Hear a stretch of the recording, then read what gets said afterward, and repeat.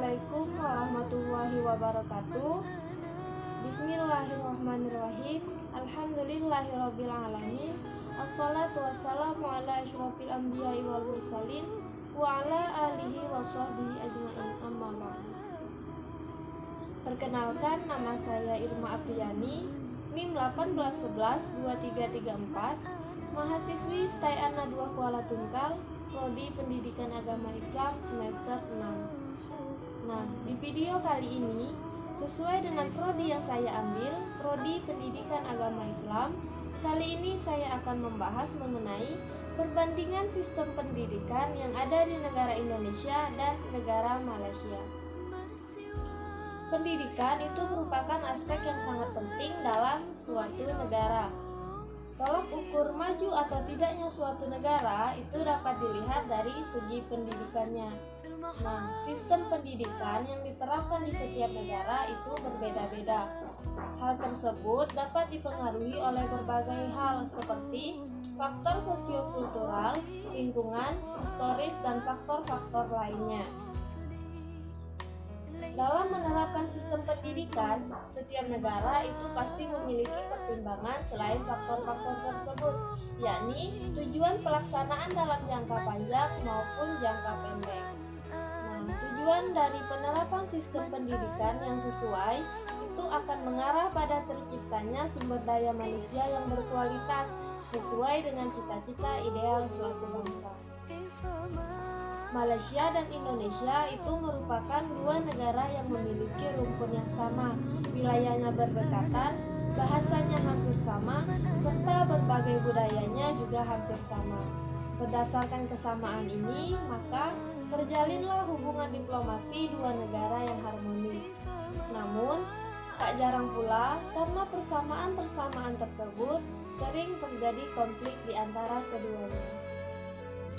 Mengenai bidang pendidikan, negara Indonesia dan negara Malaysia ini sama-sama memiliki perhatian yang sangat besar dalam bidang pendidikan. Namun, apakah sistem yang diterapkan serta keberjalanan di negara Indonesia dan negara Malaysia ini sama? Berikut penjelasannya. Di Malaysia, pendidikan itu telah mengalami evolusi yang sejalan dengan pembangunan dan kemajuan negaranya. Pada mulanya, pendidikan di Malaysia itu menggunakan sistem pondok yang dijalankan di madrasah dan sekolah-sekolah agama. Sekolah ini memiliki kurikulum yang lebih terstruktur, waktu belajar yang terjadwal, serta sarana dan prasarana yang memadai. Tujuan sekolah tersebut ialah untuk melahirkan sumber daya yang bermoral tinggi. Selain sekolah pondok, ada pula sekolah vernakular, yaitu sekolah yang menggunakan bahasa ibu dalam sistem pengajarannya. Bahasa yang digunakan diantaranya yaitu Melayu, Cina, dan Tamil. Nah, sistem pendidikan di Indonesia, pendidikan yang ada di Indonesia itu meliputi seluruh pendidikan yang diselenggarakan di Indonesia, baik secara terstruktur maupun tidak terstruktur. Pendidikan yang ada di Indonesia itu kewenangannya di bawah tangan Kementerian Pendidikan dan Kebudayaan Republik Indonesia, yaitu Kemendikbud. Indonesia mewajibkan program belajar selama 9 tahun kepada seluruh warga negaranya. 9 tahun meliputi pendidikan dasar di sekolah dasar atau madrasah ibtidaiyah selama 6 tahun, ditambah pendidikan menengah selama 3 tahun, di sekolah menengah pertama atau madrasah sanawiyah. Nah, di Indonesia masyarakat diberi kebebasan untuk memilih jenis sekolah dan di mana mereka akan bersekolah. Saat ini, pemerintah telah menunjang sarana dan prasarana baik berupa buku-buku maupun fasilitas-fasilitas penunjang lainnya. Pendidikan di Indonesia itu diatur keberjalanannya berdasarkan Undang-Undang Nomor 20 Tahun 2003 tentang Sistem Pendidikan Nasional. Kurikulum yang diterapkan di Indonesia itu selalu mengalami pembaharuan dan perbaikan sesuai dengan kebutuhan masyarakatnya. Kurikulum yang diterapkan di Indonesia yakni kurikulum 2013 atau K13. yang pada awalnya yakni menggunakan kurikulum tingkat satuan pendidikan atau KTSP. Sementara itu, sistem pendidikan di Malaysia itu berada di bawah kewenangan Kementerian Pelajaran Malaysia. Di Malaysia, warga negaranya dapat menempuh pendidikan dari sekolah milik kerajaan, sekolah swasta maupun secara individu. Sistem pendidikan yang wajib ditempuh yakni sekolah rendah dan sekolah menengah.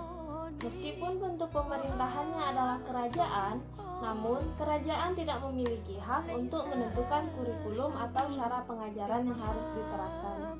Semua kewenangan tersebut telah sepenuhnya dilimpahkan kepada Kementerian Pelajaran Malaysia. Sementara itu, untuk peraturan pendidikan tinggi diatur oleh Kementerian Pengajian Tinggi Malaysia yang didirikan pada tahun 2004. Mulai dari tahun 2003, Malaysia telah menggunakan bahasa Inggris sebagai bahasa pengantar dalam mata pelajaran tertentu seperti sains dan matematika.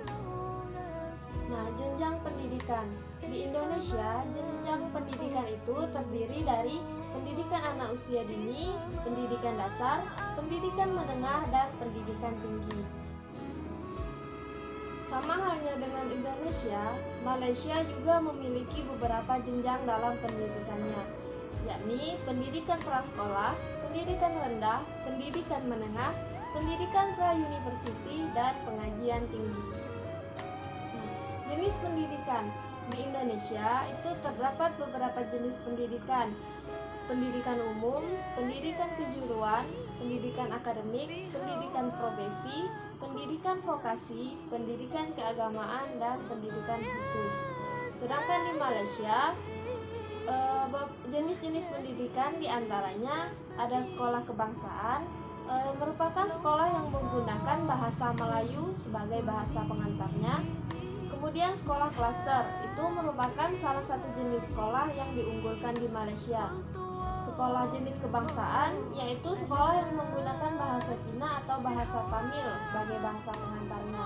Kemudian sekolah wawasan, yaitu sekolah yang dibangun untuk meningkatkan interaksi antar kaum. Kemudian ada sekolah agama Islam, itu merupakan sekolah yang sudah ada sejak lama di Malaysia. Biasanya pelajar dari sekolah ini melanjutkan studinya di kawasan Pakistan atau Mesir.